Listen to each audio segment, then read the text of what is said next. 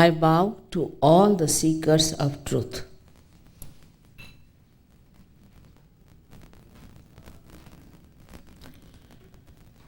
At the very outset, we have to know that truth is what it is.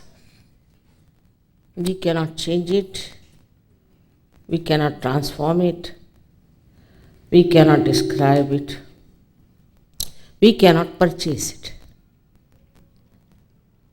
It is, it has been, and it will be. I'm so very happy to see so many seekers of truth in Los Angeles.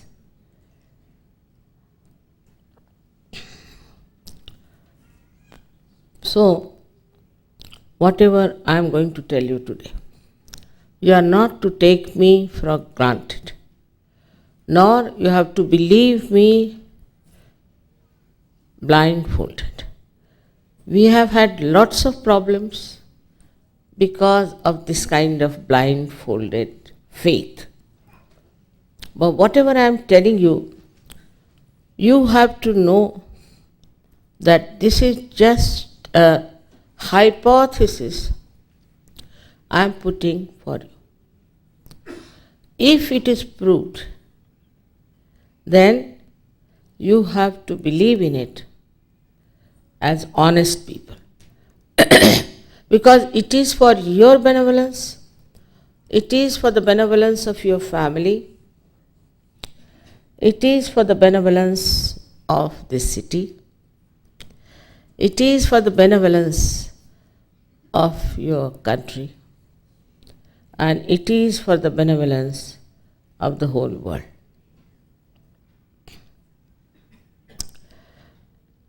It is important that now we have to think about our benevolence. We have had lots of fun, pleasures, all kinds of enterprises in our life. But what do we seek in those enterprises is joy, anand. Whatever you want to have it because you think by that you will feel satisfied and you will have joy. But it is not so. Today we want to have, say, for example, a house, all right? Then we want to have a car, all right? Then we want to have a helicopter, I think. And it goes on like that, one to another. We are never satisfied. If these desires were pure desires, we should have been satisfied when we got them. Also, economics says that in general, wants are not satiable. Now, whatever you have been told about this power which is residing in our triangular bone, called as sacrum, that means the Greeks knew it was a sacred bone. They call it sacrum. And this bone has this power within us, which is the pure desire. And what is the pure desire? That is the truth about ourselves. That you are not this body, this mind, this ego, these conditionings, these emotions, this intellect. You are not that. Because you say, my emotions, my ego. But who is this mind? So you are not that. The truth is, you are the pure spirit. The second truth is that there is an all-pervading divine power of love. this power of love does all the living work. For example, now you see beautiful flowers all over. We take them for granted. We don't even think that it's a miracle. Who runs our heart? If you ask the doctors, they'll say it's an autonomous nervous system. But who is this auto? So, all these living things are done by the divine power of love. I say to you this, you need not believe, but tonight you are going to feel it. You are going to feel it on your fingertips, this all-pervading power of divine love, which is called as Parama Chaitanya in Sanskrit language. In Quran it is called as Ruh. In the Bible it is called as the cool breeze of the Holy Ghost. And Patanjali has called it as Rutambhara Pragya, which is rather a tongue twister. So, this power exists. We see the result. We see the result that living things are happening. Now, if you go to the science, it has its own limitations. First of all, science is amoral. You can destroy Hiroshima, it's all right, it's science after all. You can do whatever you want to do because you think you have mastered the matter. But that is not our job. It's to destroy people all over the world.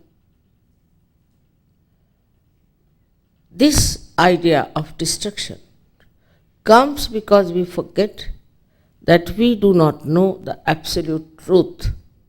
First we have to know the absolute truth, then we'll know where are we, what are we doing, what we are supposed to do. You are quite aware as to what is happening in the world, especially in America, about which I am very much concerned. As you know, there are 65% people are expected to be sick within 10 years' time. It's not only a sickness of the body, but of the mind. And this destruction will one day create such a vacuum that we'll be all shocked.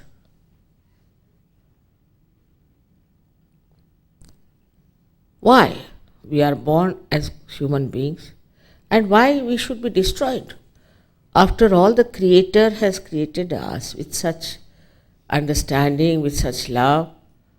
He has evolved us to this position. And now why should we be destroyed? The reason is, we must find out why are we on this earth. We are on this earth to become the Spirit, to be a channel of God's love, and above all to enter into the kingdom of God. When I say to you, it sounds rather impractical and people can't believe it. It's a fact. It's the truth I'm telling you. That the time has come for all of you to become the Spirit. It's a special time. I call it a blossom time. They call it a last judgment. Some people call it as Kiyama. Even in Sanskrit there are words, many words to describe it. So now we have to be the Spirit, otherwise we should see with our own eyes the destruction of our fellow men and of ourselves. There's nothing in between. Either you become Spirit or all kinds of destructions will start. You've been already told about the centers that exist within you. On the medical side, we can say that they express themselves or manifest themselves as plexuses. But also they act on the left hand side, as shown there, on our mind. So we'll take one center and I'll tell you what can happen.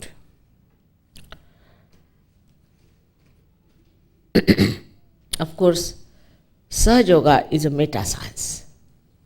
Whatever I am saying, you can find out, and you will discover that whatever I am saying is the truth. This one chakra we'll deal today, because I could feel was the problem of Los Angeles.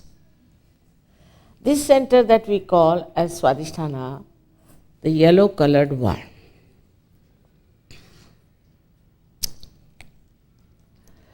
It comes out of the third center, what we call the Nabhi chakra, the solar plexus. But this one, which manifests aortic plexus, moves all over your abdominal viscera and gives energy to your liver, to your pancreas, to your spleen, to your kidneys, to your intestines. One center. Another thing, important thing it does, about which I think doctors don't know, perhaps, is that it transforms energy for the use of the grey cells. The grey cells in the brain we use when we are futuristic, we think too much, read too much, when we are very mental. This energy is used, and for that this poor center has to work very hard. Today's life as it is, we see, where it is so futuristic. Not only that, but we have become really very mental people. We go on thinking. And this thinking is done by the grey cells, which require the energy. So this poor center has to work for this only work when you are a thinker. Now, it has to do other things also. So it neglects all other visceras. Please, there's a lady has left a seat for you. He can come here. He wants to come here. Let him come. There is a seat for you. Please.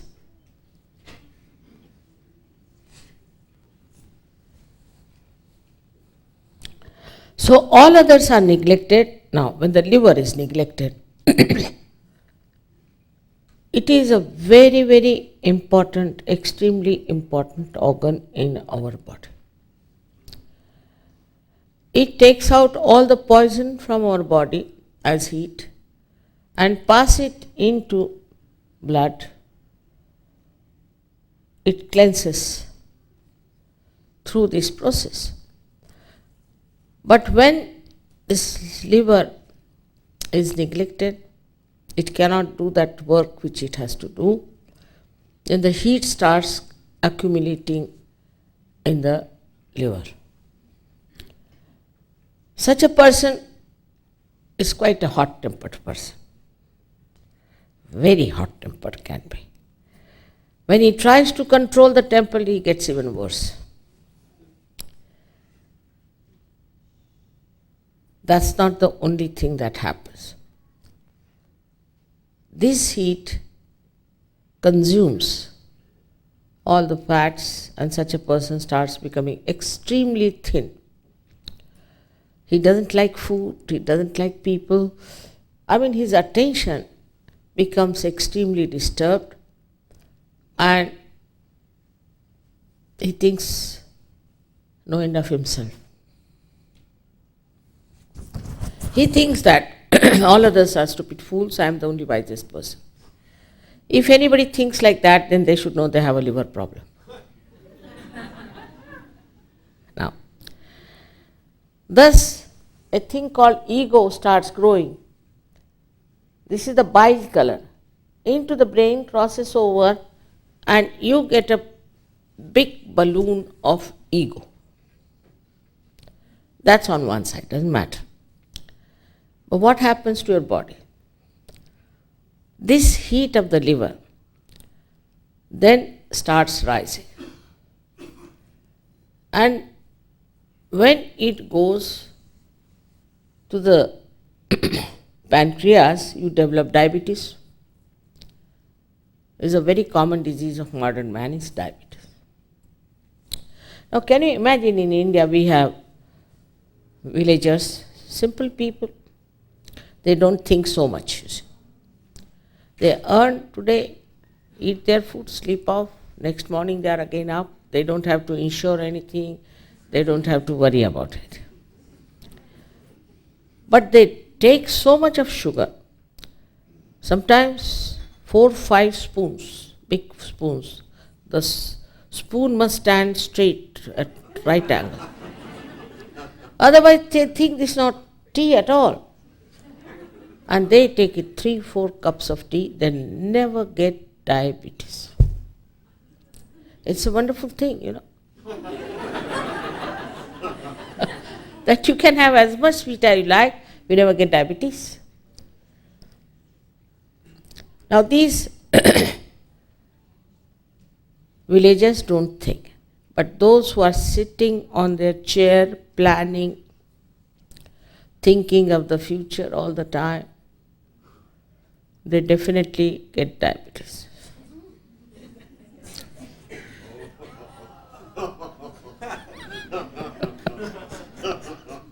Allow. Then what happens? Then the another movement of the same heat goes to spleen. And now this is even worse. Spleen is a speedometer. It keeps our speed. Supposing we have eaten our food and then we want to run, you get a pain here because it supplies red blood corpuscles for emergencies. If the spleen goes out of order with the heat as well as the kind of life we have, a very hectic life. First of all, what I see in America is really terrible because they get up late in the night, sleep late first of all, then get up late, then early in the morning they have to go to work, so they are in a hurry. They'll pull back their jeans and then I don't know, they don't eat at all, they don't even brush. Get into the car, starts brushing. And then they have their food in the car, or call it the breakfast, so-called breakfast. Here it is, all the cars are honking and you're getting late and there's a jam, this, that. This poor spleen doesn't know what to do because it's such a hectic life. It doesn't know how to cope with such a hectic person who sometimes needs this, sometimes needs that. So it becomes hectic. But then it is vulnerable to a very serious disease which we call as blood cancer, leukemia.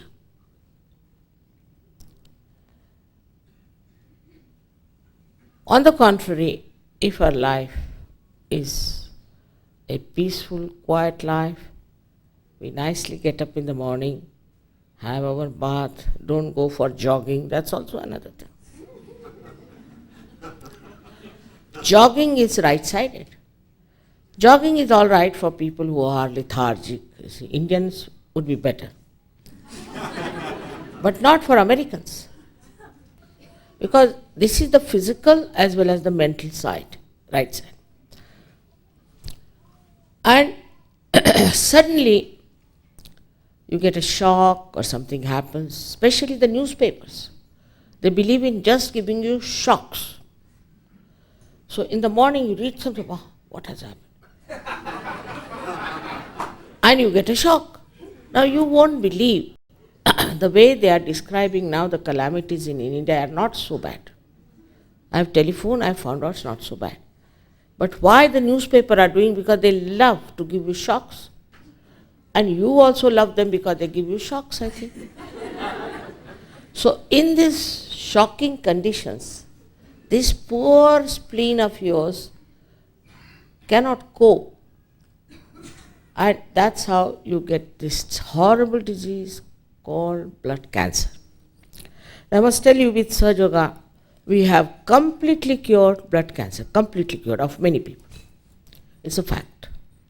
Without going to doctors, without going for diagnosis. Because in the diagnosis, only half people die. But we know their trouble, and we know what they are suffering from. And it can be worked out. Just this Kundalini needs to be raised. She goes to this center and just pacifies, enlightens it, nourishes it. And the whole thing changes. I am not telling you a cock and bull story, I really tell you. You should know that it is all happening. It's all happening today, everywhere. Then the third thing that happens is that your kidneys get coagulated and you get kidney trouble. Then you have to go for dialysis and you end up as bankrupts. I mean, they do not cure you with dialysis. No, there's no cure with dialysis. But the only thing that happens that you can become a bankrupt and then die.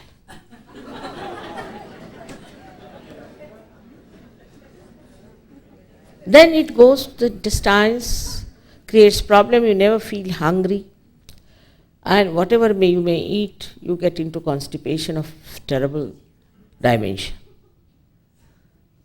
And that leads to then hernia and all kinds of diseases. So with one center, how many things you are suffering? But that's not the end of it. Then this heat rises upward. There's a center, we call it as right heart. Here you can see. When this center is affected, you develop asthma. Asthma is 100% curable in Sahaja Yoga.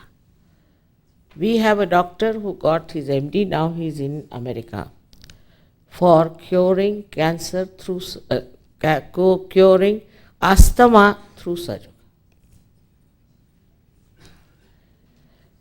Absolutely curable.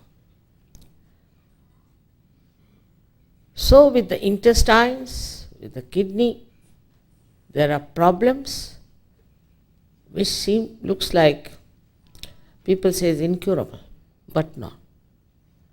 These are the fundamentals we have. And if you have to deal with the fundamentals, then the rest of it falls into proper picture. It's like supposing now there's a tree which is sick. Now if you start treating the leaves, you can't cure. If you try to correct it through its branches, you can't cure. You have to go deep down into the roots, and the sap that rises will cure it. In the same way, these are the roots. This is the knowledge of the roots I am telling. I see Los Angeles every year is growing and growing and growing. America is growing very fast, no doubt. But when a tree of this civilization is growing so fast, we must find out about our roots. And if you do not find out about your roots, how are you going to look after this huge, big civilization you have created, which is dry, which has no nourishment? So we have to go to our roots. So another problem is that if this knowledge is coming from India, people have an objection. It should come from America or from England. Many people believe that Christ was born in England.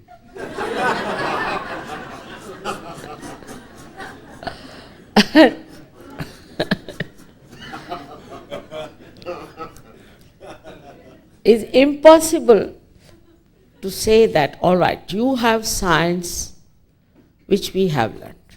Now we have something. Why shouldn't you learn if it is for your good? But it's only not. I am saying that.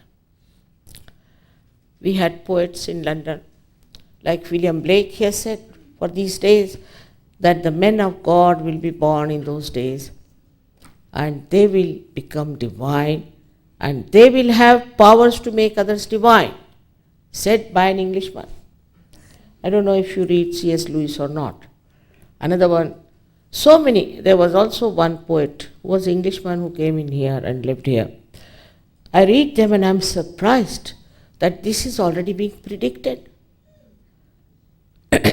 So, some people start thinking about it and they think, let's go to religion. Nothing wrong with religions as such, and nothing wrong with the people who have created it. But I must say, people like Jesus Christ or Muhammad Sahib were really very, very great people. Were very, very great people. And they were so much evolved. They were so much evolved that they never understood human beings, what sort of things they are dealing with. I'll give you an example. 5th chapter, Matthews, Christ has said that if your one eye does anything wrong, take it out. Otherwise, take out the other one. If your one hand does something wrong, then you cut it. Or cut both the hands. If somebody slaps you on this side, you turn the other side. I have yet to see one Christian who has cut his hands or taken out his eyes. It's impossible. He thought we were all such great. I was born myself in a Christian religion, so I was shocked. How could these people follow these rules and regulations which are beyond human beings, because they'll have to take out their eyes or they'll have to cut their hands.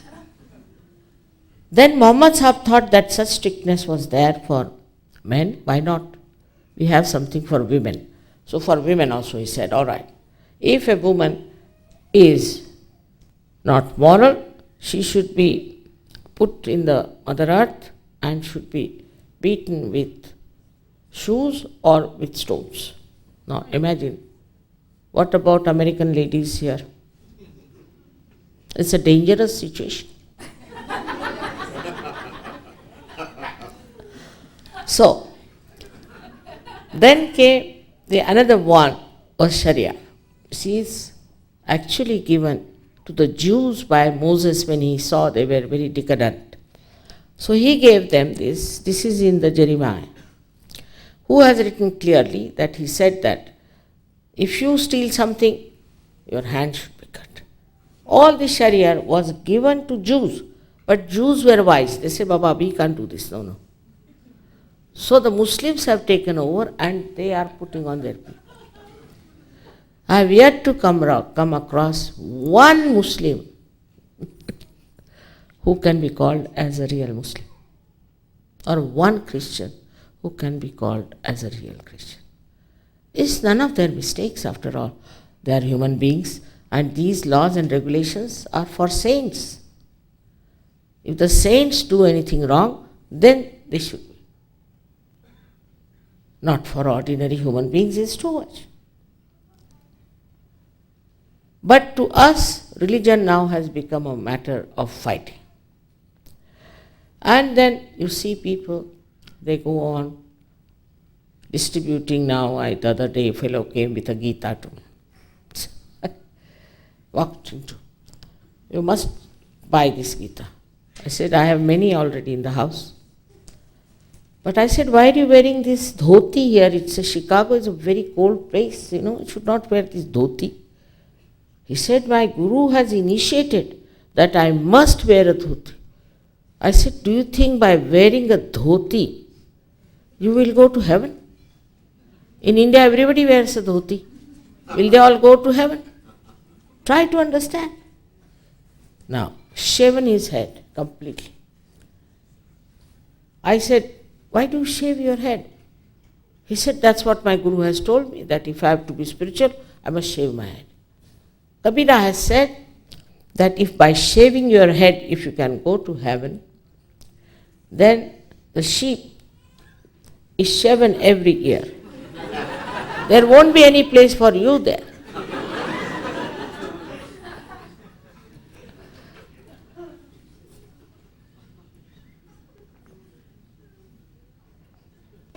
All the saints who were real saints were full of fun about all these things. And they could see that this is all stupidity. The way people are trying to create this kind of fanaticism is all stupidity. It is then we feel disappointed. Same about Hindus. Hindus, it is said that in every human being there is a spirit. Everybody has the spirit in the heart. Then how can you have caste system? How can you have a higher race and a lower race? There are so many examples to show. For example, Sri Rama ate the fruits from an old lady who had eaten them before to see that they are not sour. In India, if somebody eats something, you will never eat that. But look at Sri Ram. And then he tells his wife, oh, what fruits? I have never eaten like this. But the brother was angry. So brother says, why should she give you such fruits? It's not proper. So the wife says, please give me some. After all, I am your wife. Then she eats something and says, wow, what fruits? Now the brother Lakshmana says, sister-in-law, give me also a little bit. Says, no. You were so angry, I will not give you. The whole story shows the love, the compassion, the oneness because of love. Krishna also had food with a person called Vidura who was a son of a maid servant. He wouldn't go with the king and eat food, but he would go and eat with this. Now why? Because he was a realized soul, Vidura was. Every story of Christ or anything you see is nothing but love. But if you are bent upon taking something, like Christ went to a wedding and he made wine out of water. That's the simple thing. Now, I can also do that, not difficult. But that's not the wine. That is the taste of grape juice. For wine, it has to rot. Instantaneously, who can make wine? How can you make wine just by touching water? You cannot. It has to rot. The more rotten it is, the better it is, they say. I've never tasted, so I don't know. But it smells horrible, I can tell you this much.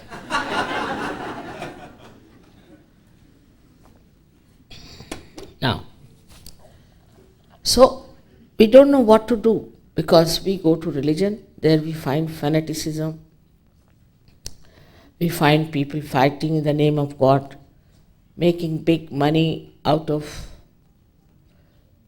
I don't know, but I read a book about where it said the Vatican printed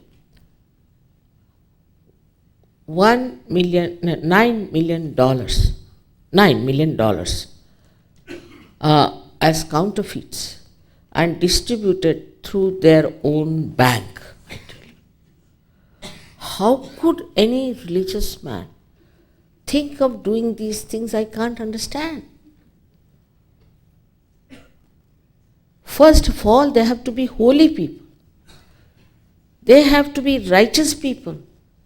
If they have interest in your purses, then how can they be holy men? God doesn't understand money. It's your headache.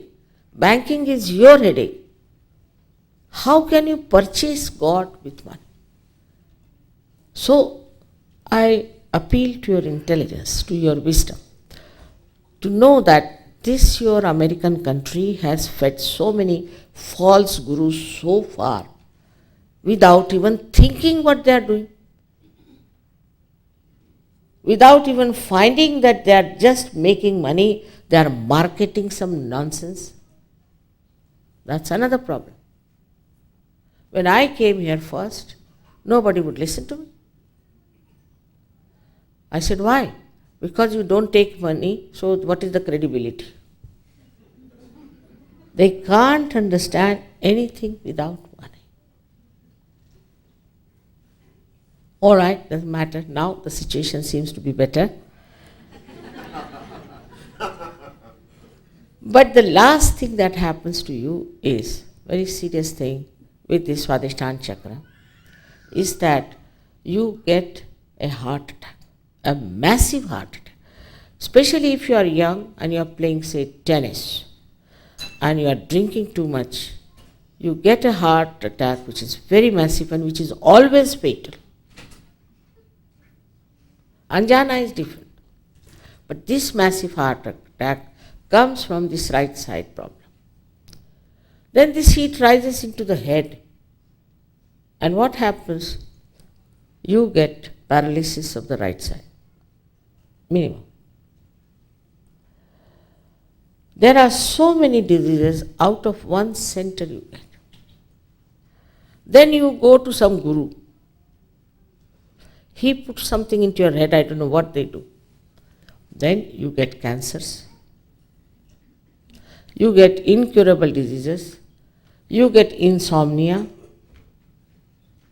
All kinds of things you get, and ultimately you realize you have gone mad. I don't know. A madman doesn't understand he's mad, but others know. But wisdom should be there. When you choose a guru, you must know anybody who wants money for spiritual work cannot be a holy person. Cannot.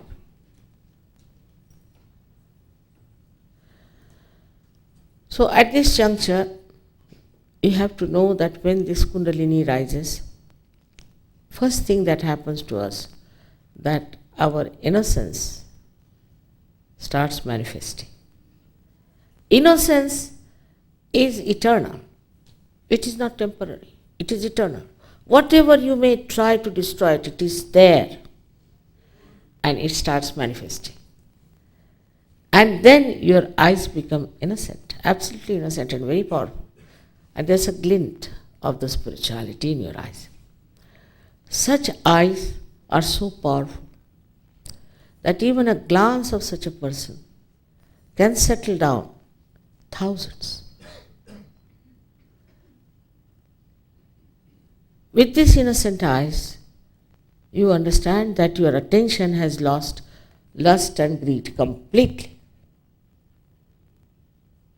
And you have become a very moral person, very righteous. Nobody has to tell you, don't do this, don't do that. No. Just it happens. Now how? It's like this. If I have a snake in my hand and I'm a very obstinate person, and you tell me there's a snake in your hand, please leave it, I'll say no. It's no snake. It's a rope. Till it bites me, I'll go on saying it's a rope. But if there is little light, I'll throw it away. I'll know this is wrong. As a result of this happening, whatever is destroying within you, you may think it should be given up. You may not be knowing also that it is destructive, but you just drop it out. Overnight, I must tell you, I have known people who have dropped drug addiction. here such a problem exists of drug addiction and can be completely cured with surgery. I can assure. If this Kundalini rises, then not only drug addiction but any kind of addiction drops out.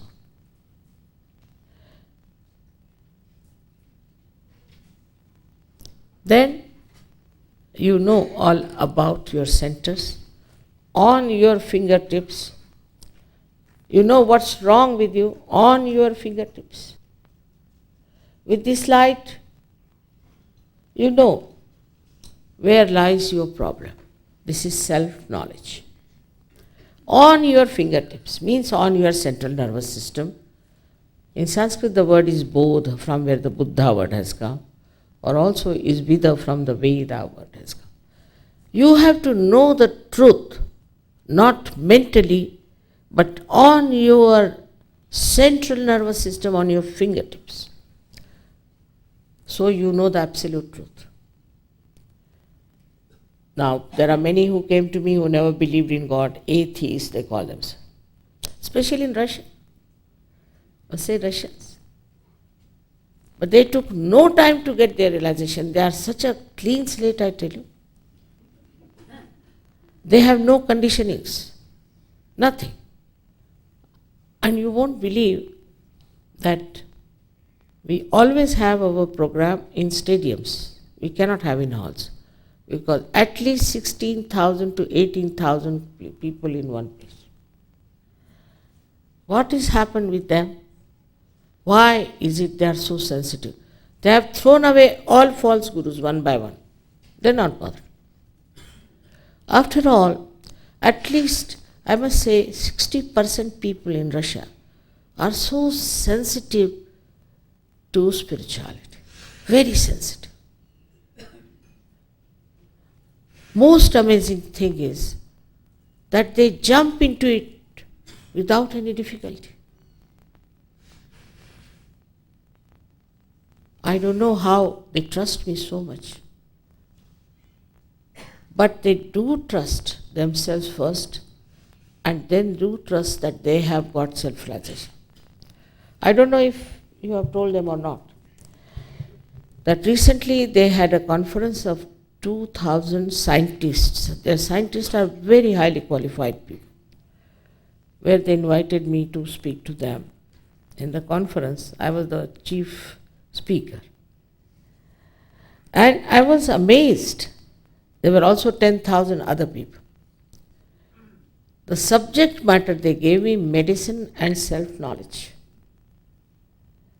They all talked about morality, how important it is to preserve the society, to preserve the families, to preserve the whole society. And they were such great surgeons. There were one surgeon, 90-year-old, who had operated on our Prime Minister Indira Gandhi, who is still operating, is 90 years, and the way he speaks, you won't make out that he is that of that age. And he has written a book against alcoholism and immorality. I can't think such a subject can ever be talked about here, where your Hollywood is so important. What harm they have done to you, you don't know. First of all, Mr. Freud, who just was worshipped like Christ, and he has ruined the people and brought them to the sex point only.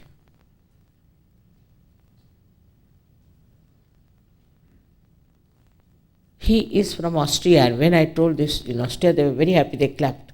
They said, it brought such shame to us. But here, he was worshipped. And now the whole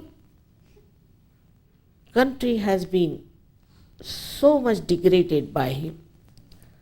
Now I read the book, Fraudulent Freud.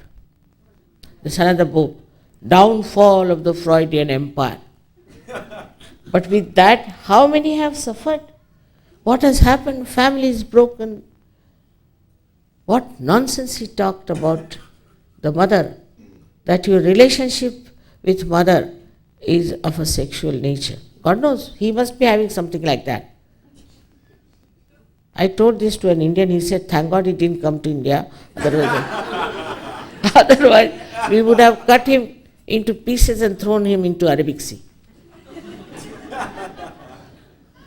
How could you accept such an unwise, nonsensical thing? Well, you did. And so many people who thought it was big experimentation, this, that. It is absolutely a myth, I tell you.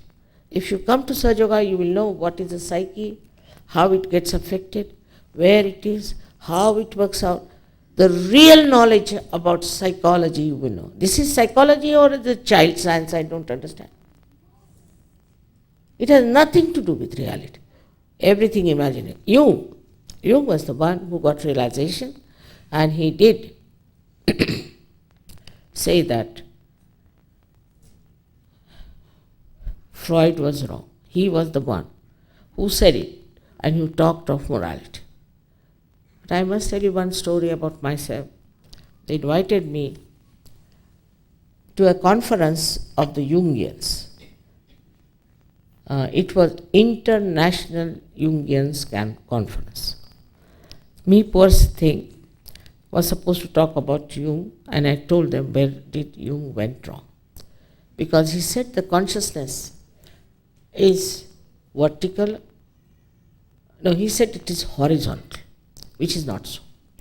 And that was the biggest mistake. But whatever it is, he talked of morality. But next day the president, now he's no more, so I can tell you the story, came to see me, 85-year-old, shaking, he came to me. He said, I have some private work. I said, what is it? I have a keep. Because I was a Catholic, I could not marry her. But now my wife is dead. Can you help me to cajole this keep of mine to tell her that she should now marry me? What's the age of your fiancé or whatever you may call? Only about 38 years. Huh? I said, do you think I am supposed to do all such work? Now this is a Jungian who is talking like this. If it was Freudian, I could have understood. I was shocked. And to come to me for this kind of a nonsense. I said, I don't know what's wrong with these people. They can't even understand that spirituality is holiness, auspiciousness, is purity. Can't understand how he came to ask me this question. I was so disappointed that 9 years I didn't visit your country.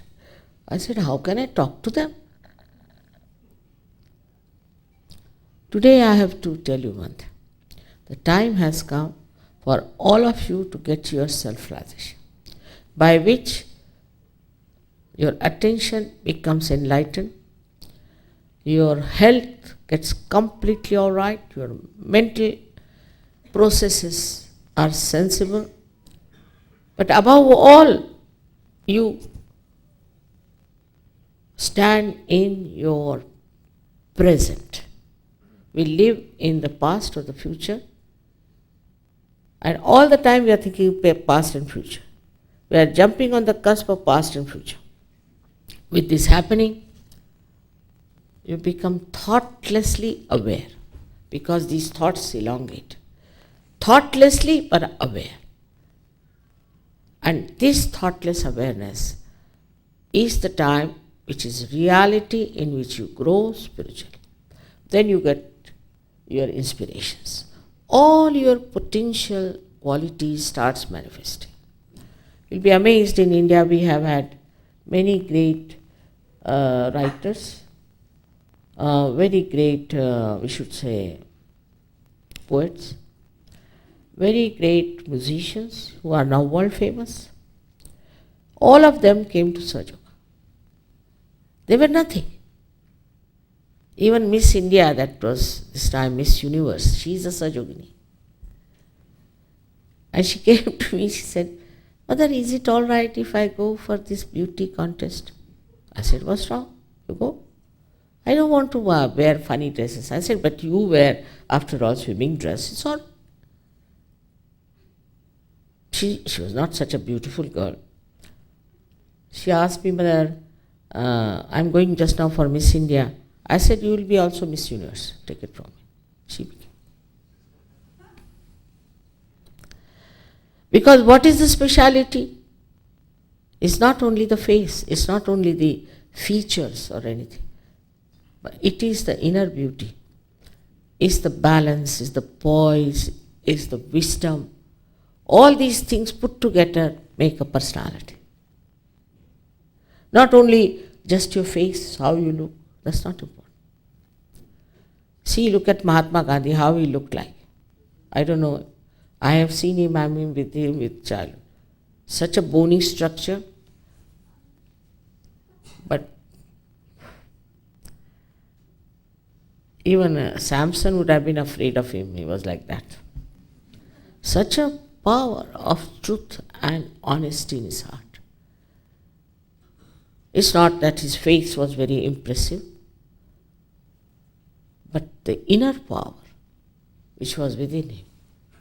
I know of another Prime Minister very well, Lal Bahadur Shastri. I am talking about him because both were born on the same date of 2nd of October. Another person, tremendously powerful, very short man. So powerful he was. And his realization of such a high degree, he could easily make out who is who. Of course, he respected me very much. I used to be very shy because he would not even sit before me on the chair. All these things are such that we have to know that something is still to be done to us, and that is what we call self-realization. In Sanskrit, an egg is called as Dvijaha. The bird is called as Dvijaha. And a human being, when he is realized, also called as Dvijaha, means born twice.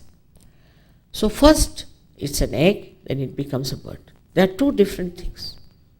In the same way, first we are human being, then we are realized souls.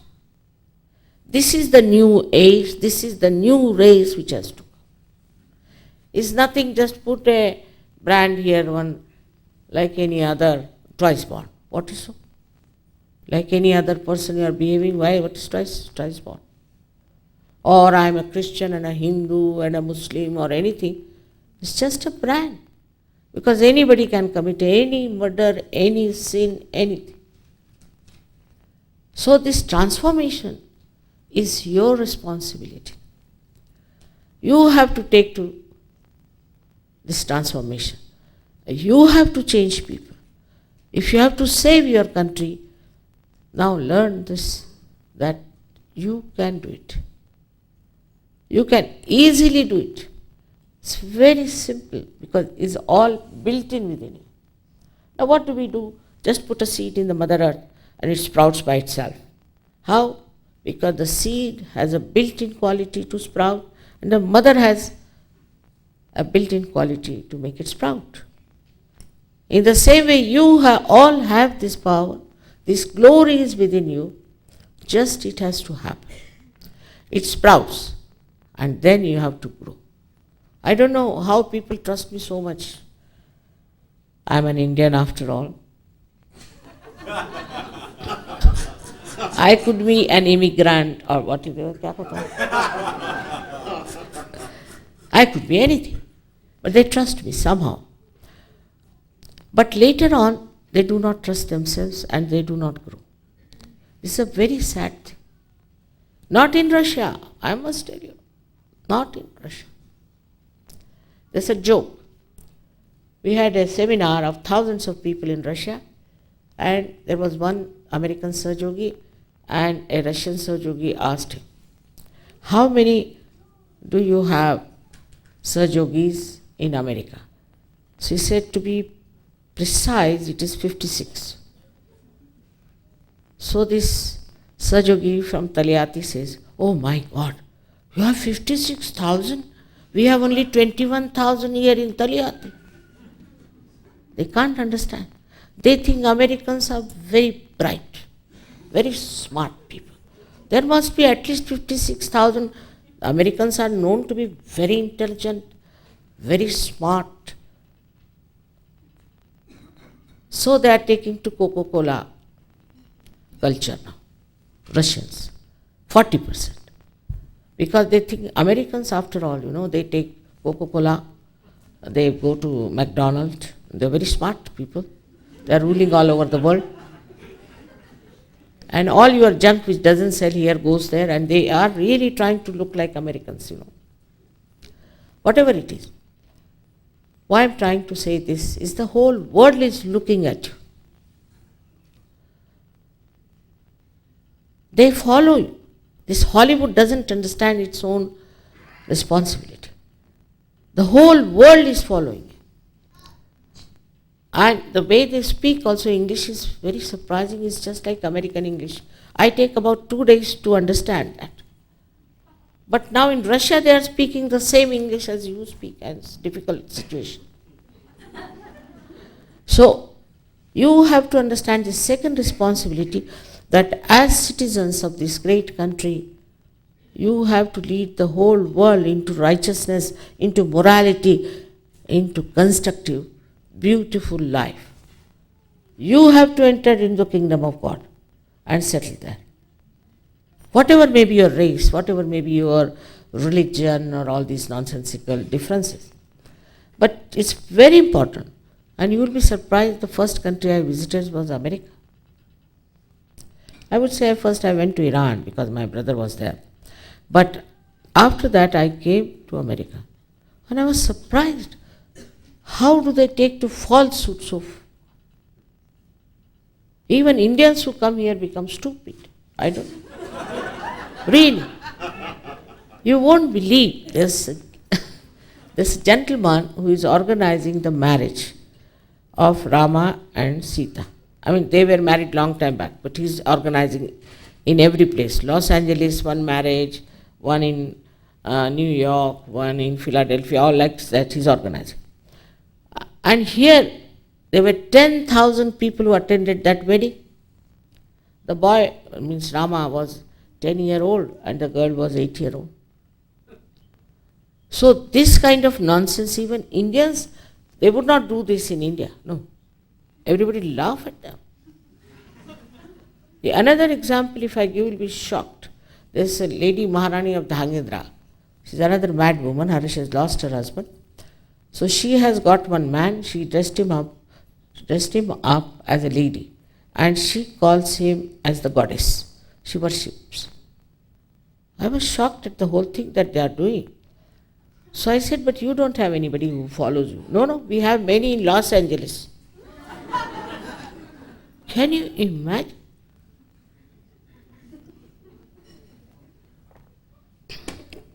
There is another one now who makes the pendulum move. The people who are lynched by him, I met them in Washington. They told me, Mother, we have sold out our houses, now we don't know what to do, we have taken out our children from good schools, we have no money. So why? There was this gentleman from the TM, Pradeep Chopra is the name. Pradeep, to have such a nice name, I don't know who gave him this name, what her mother must have thought. So he said that now I can control the mind of others, I'll teach you how. So he calls somebody, stand here, and he gives him a pendulum in his hand. Now he said, see, now he'll move the pendulum. He moves the pendulum. And people have given up their houses, this, that, to this man. So I said, how can you come and tell me this now? Have you come on this earth to move the pendulums? I mean, this kind of stupidity, can't understand. Then they said, you can levitate 3 or 4 feet like this. Already you have jams on the road. Why do you want to have such people moving there 3 feet? It's such stupid things they accept. Such stupid things.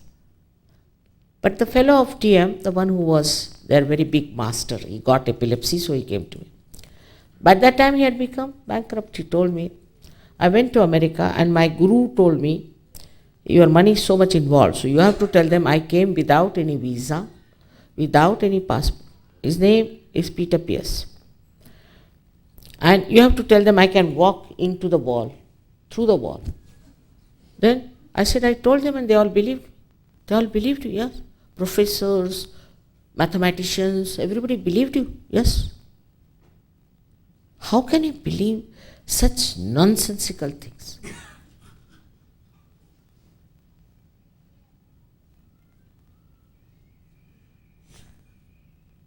There is a saying by Guru Nanaka, Sadguru wahi jo sahib mili hai, the one who is the real master is the one who makes you meet God, who makes you divine. And this is what you should expect. It looks difficult, it's the easiest thing to be divine. You don't have to jump, you don't have to waste money, nothing of the kind. It's all built in within you. Just have your awakening and enjoy. You don't have to do anything like running away from your homes, going to Himalayas, standing on your... Nothing needed. No austerities. You are already ready for it. You have done all this in your last lives. Now please don't do all these things. You just get your self-realization. So you become collectively conscious. You can feel on your fingertips vibrations of another person, whether dead, living or historical, whatever it is. You can know. You know the absolute truth on your fingertips. But above all, because you become collectively conscious. That is, a microcosm becomes the macrocosm, because a drop becomes the ocean. Who is the other? You become the part and parcel of one. So when it happens to you, it is very amazing how you realize what powers you have. You can give realization to people, you can cure them, you can enjoy yourself, you never get bored. So many powers you have, which starts expressing. And when they start expressing, you are amazed at yourself. This is what you must expect. And not moving off a pendulum. I am sure today I am not talking to stupid people. Sahaja Yoga is not meant for idiotic people, I must say. The kind of idiocity that has come, I can't understand, because I used to worship Abraham Lincoln, used to worship. And he gave us such a great thing like democracy. And how can this democracy be a democracy?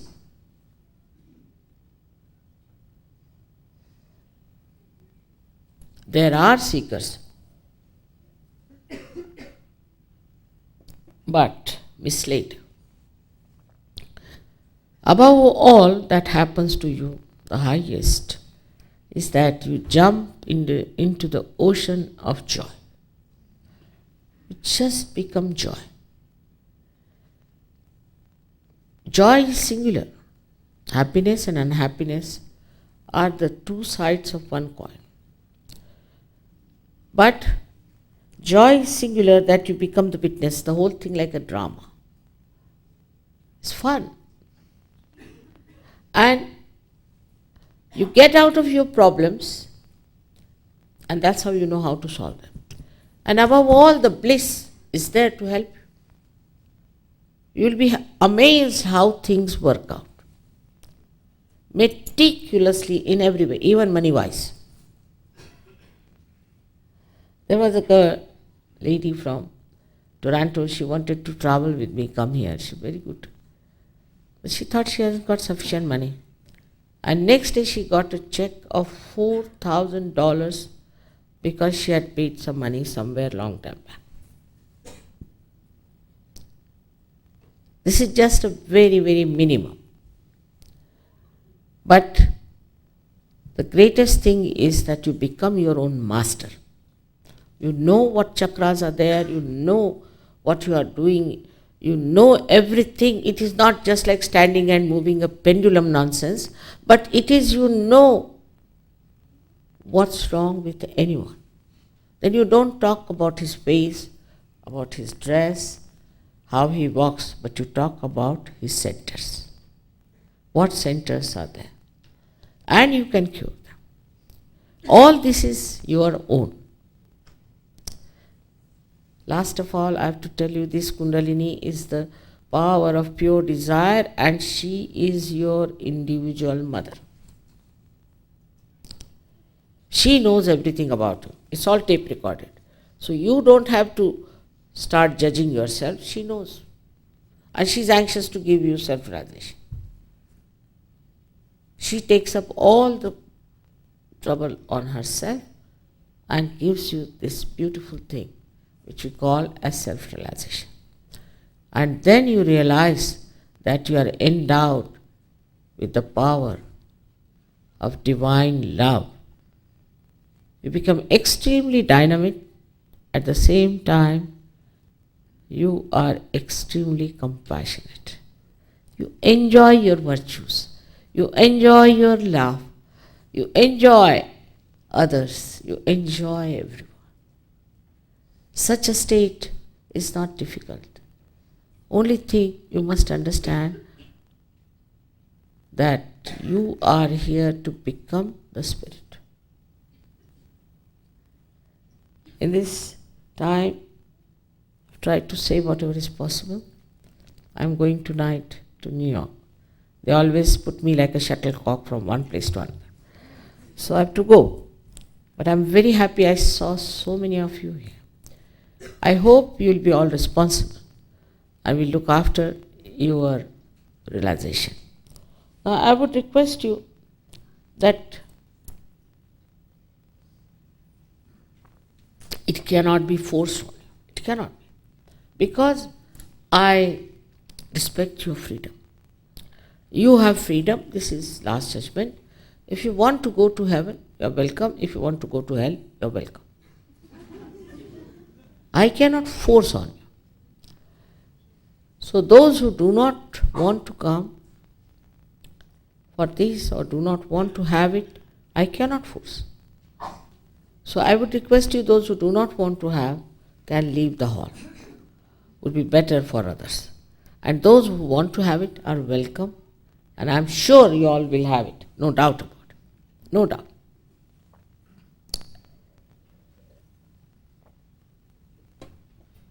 It will take hardly 10 minutes for you to get your realization.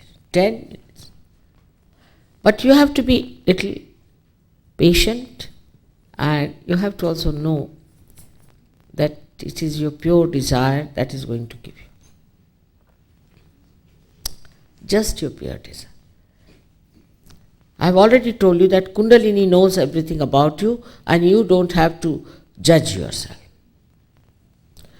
So, there are 3 conditions, very simple. Very, very simple. The first one is that you are not to feel guilty at all. Your Kundalini knows everything. Why should you feel? Leave it to her. You don't judge yourself, and please don't feel guilty. You don't know, if you feel guilty, this center here catches. And if this center goes out of order, you develop angina, which is a horrible disease of the heart. You develop spondylitis and also lethargic organs only by this center of yours, and it is always there when you feel guilty. If you have done anything wrong in the past, you should have dealt with it that time. What's the use of carrying it here all the time? Also, it's conditioning. For small things, people start feeling guilty. Especially with this Catholic Church, Christian churches. You have to know that we are sinners. We are not. We are human beings. And human beings can commit mistakes. You are not gods. And at this juncture, if you have guilt, how will the Kundalini rise? If you are really guilty, you would have been in jail, isn't it? I don't know with this law here, if people can go to jail even if they have done something wrong, I have no idea. Somehow or other, I am very apprehensive about the LA laws. They say so. It's very funny. All right, whatever it is. Now, God's law are extremely pure, and He loves you. He doesn't want you to put you into any trouble. He loves you and loves you very much, and He wants you to enter into His kingdom to enjoy it. Now you're just ready to get it. Right? So the first condition is that you are not to feel guilty at all. I assure you, you have done nothing wrong. Is it possible to forgive yourself? Thank you. The second condition is even easier, if you understand. Logically, the second condition is that you have to forgive everyone, even without thinking about them. Just to say, I forgive every one of them. Finished. It's very difficult. But logically, I'll tell you, whether you forgive or don't forgive, what do? Do nothing. But if you don't forgive, then you play into wrong hands and torture yourself. While the person who has tortured you is very happy. You go on torturing yourself because you can't forgive. So just you have to say, I forgive everyone. Don't think about them also, because that will give you a headache.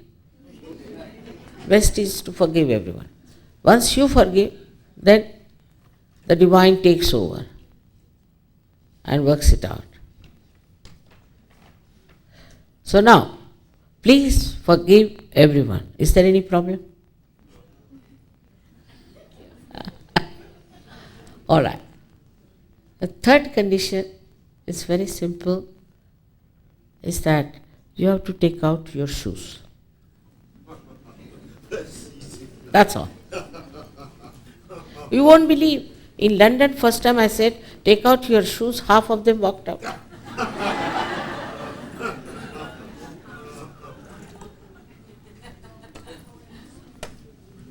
It's difficult.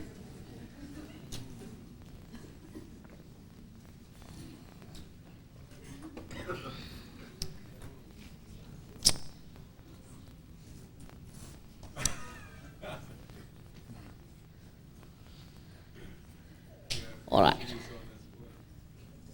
So, first of all, we'll show you what we have to do to nourish our centers. Only for tonight. Only for tonight. You don't have to do it. Later on, as I told you, that our centers are here, and all this is happening in a collective way. It's not single person doing something at home.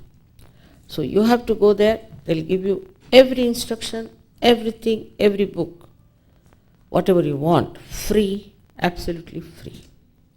But you must desire to grow, and it will work out. Some people get it immediately in such a big way, and then they think they are on top of the world. But no. You have to grow, you have to know everything about yourself, you have to know about Sahaja Yoga completely, in a full way. You have to be a master.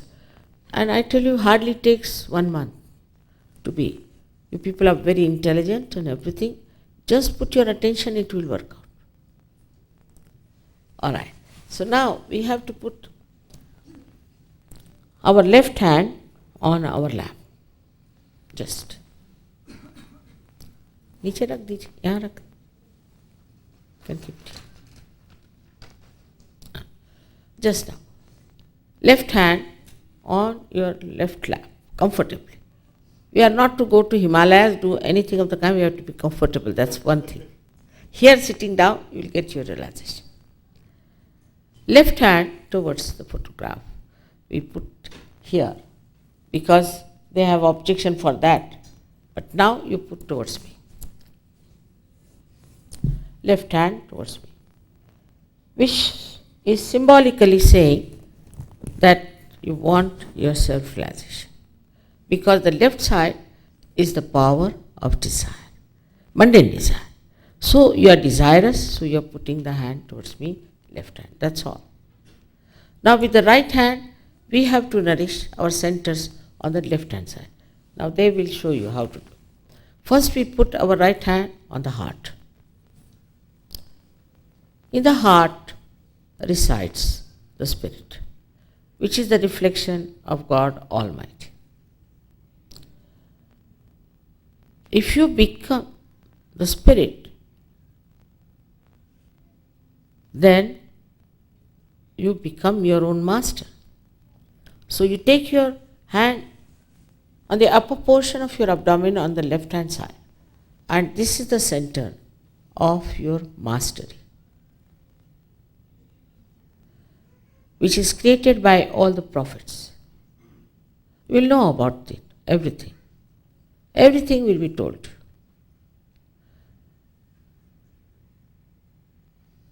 You have to put both your feet apart from each other, because these are also two powers on left and right. Now, please take your hand in the low portion of your abdomen on the left hand side. This is the center for pure divine knowledge. Don't get disturbed with this, it's very simple. It's the center for the pure divine knowledge to work out.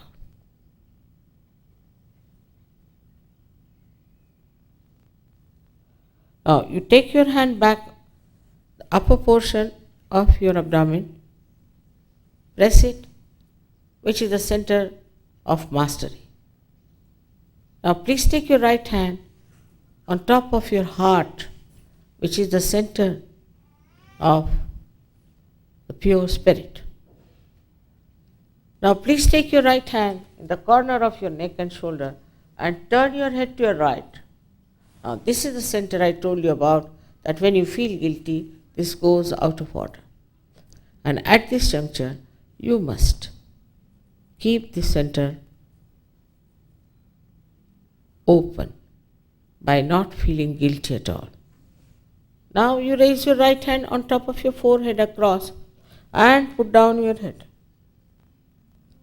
This is the center where you have to forgive everyone. This center is extremely constricted, and if you don't forgive, it won't open. All your life you've tortured yourself, and if you don't forgive now, you'll have to miss this great opportunity of getting your self-realization.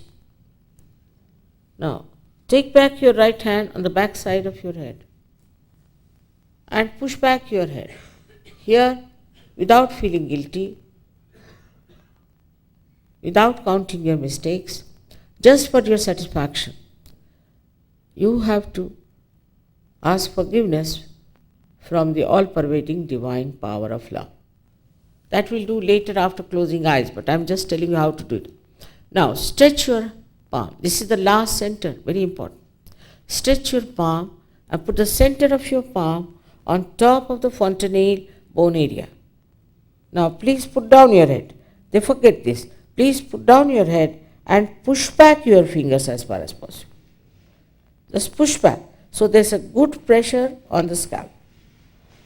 Now, please move your hand in such a way that the scalp moves clockwise 7 times. Do it very slowly. Put down your head. Put down your heads. Please put down your heads. You must put down your head, otherwise it doesn't work out better. Put down your head. Now, push back your fingers. Pushing back your fingers is important. Push back your fingers outward so that there's a pressure on the scalp. Now move it slowly 7 times clockwise.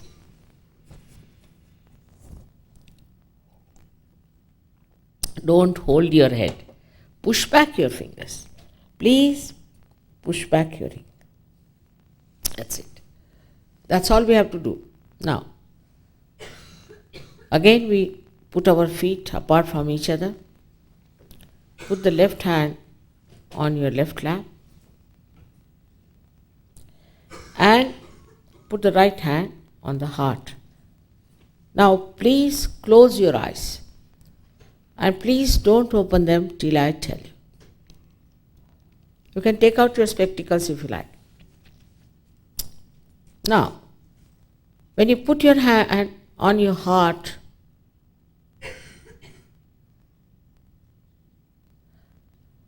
you have to ask me a question, very fundamental question about yourself. You can call me Mother or Shri Mataji.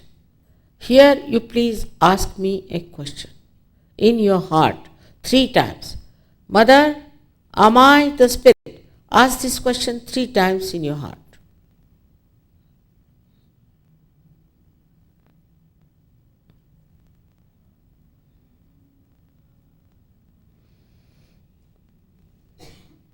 I have told you that you become the spirit, you become your own master. So please take your right hand in the upper portion of your abdomen on the left hand side and press it hard, and here you have to ask another fundamental question about yourself. 3 times, please ask in your heart, Mother, am I my own master? Mother, am I my own master?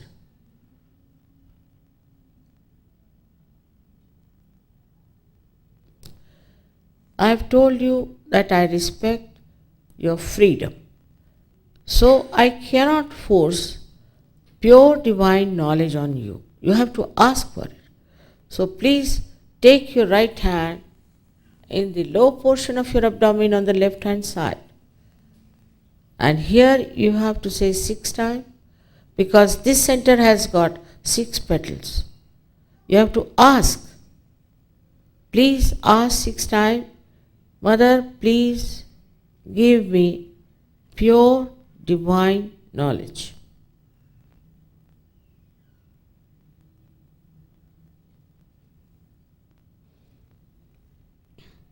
As soon as you ask for pure divine knowledge, Kundalini starts rising upward.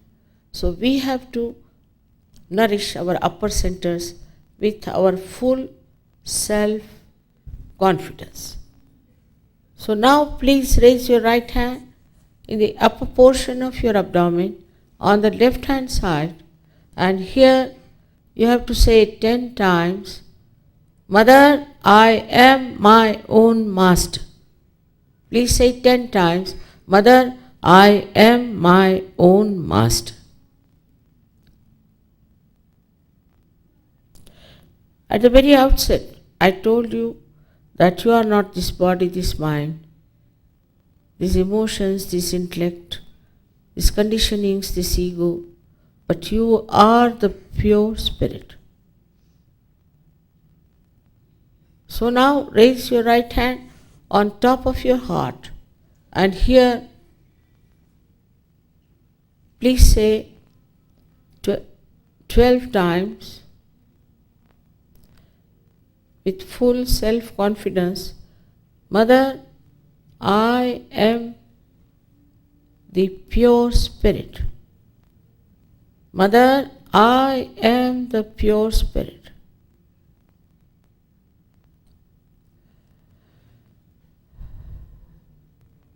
This all-pervading art of divine love is the ocean of knowledge. It is the ocean of blessings. It is the ocean of compassion. But above all, it is the ocean of forgiveness. And whatever mistakes you might commit will be completely dissolved by the power of this ocean of forgiveness. So please forgive yourself and put your right hand in the corner of your neck and your shoulder and turn your head to your right. Here is I am not guilty at all. Say with full self-confidence 16 times, Mother, I am not guilty at all.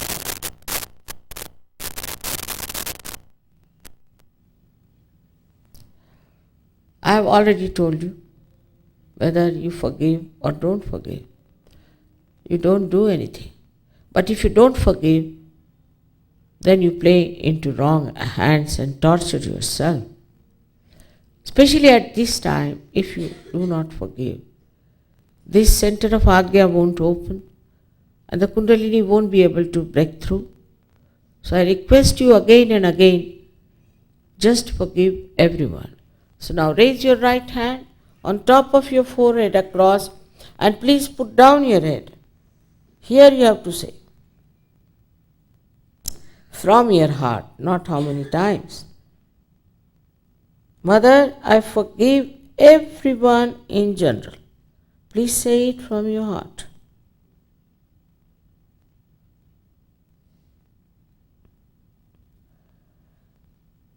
Now, without feeling guilty, without counting mistakes, just for your satisfaction, you have to ask forgiveness from the all-pervading divine power. So please take your right hand, backside of your head, and push back your head as far as possible. Here now, you have to say again from the heart, not how many times.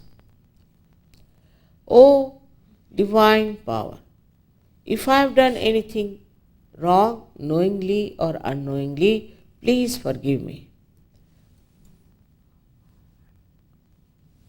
O divine power, if I have done anything wrong, knowingly or unknowingly, please forgive me.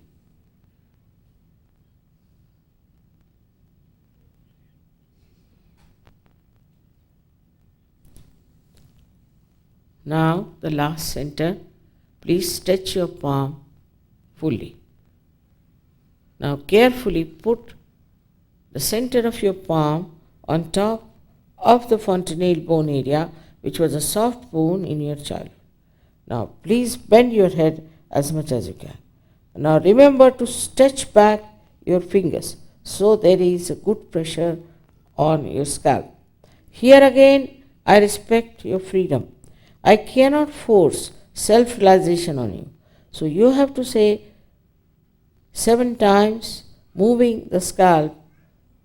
7 times you have to say, Mother, please give me my self-realization. Mother, please give me my self-realization.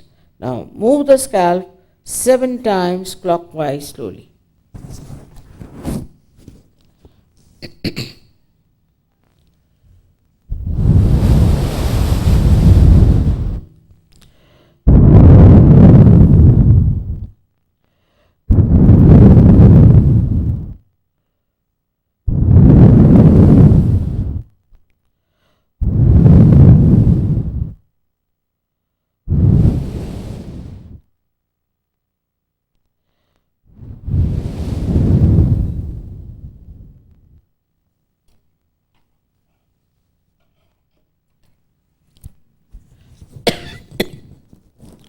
Now please take down your hand. Open your eyes. Slowly. Now please put both the hands towards me like this. And try not to think.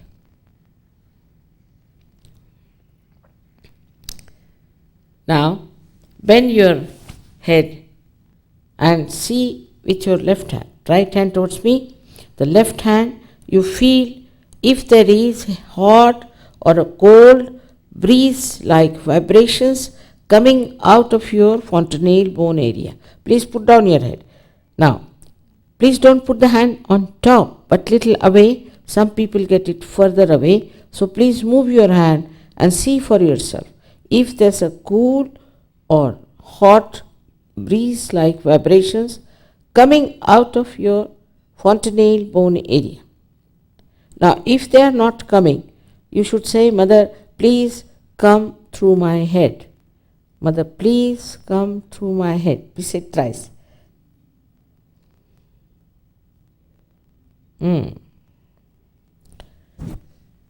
Now, please put the left hand like this. And with the right hand, try to see if there's a cool breeze or a hot breeze like vibration coming from your fontanelle bone area. Now, if you have not forgiven you, or if you are not yourself, or if you are not forgiven others, it will be hot. But now try to forgive. Forgive yourself and forgive others. It will cool down. I am sure it will cool down.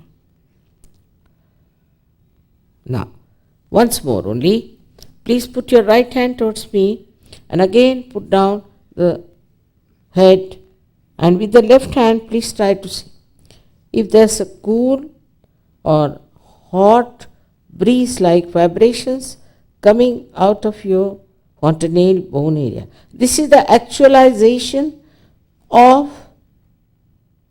baptism. This is what is the Brahmarandra Veda that they call it. Now, it's done. Don't doubt. Now, please raise both the hands towards the sky and push back your head.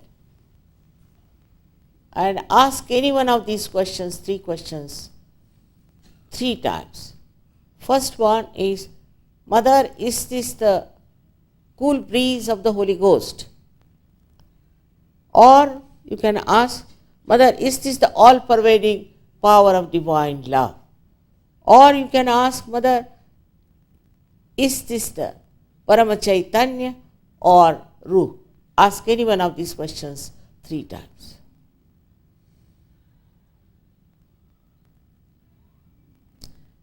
Now take down your hands.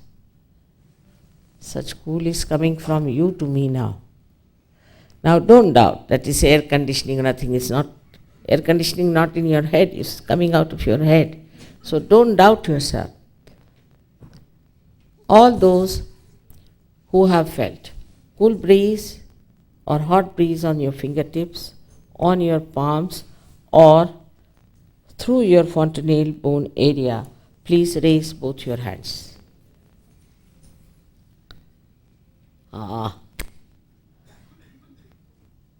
All Americans have got it. Oh.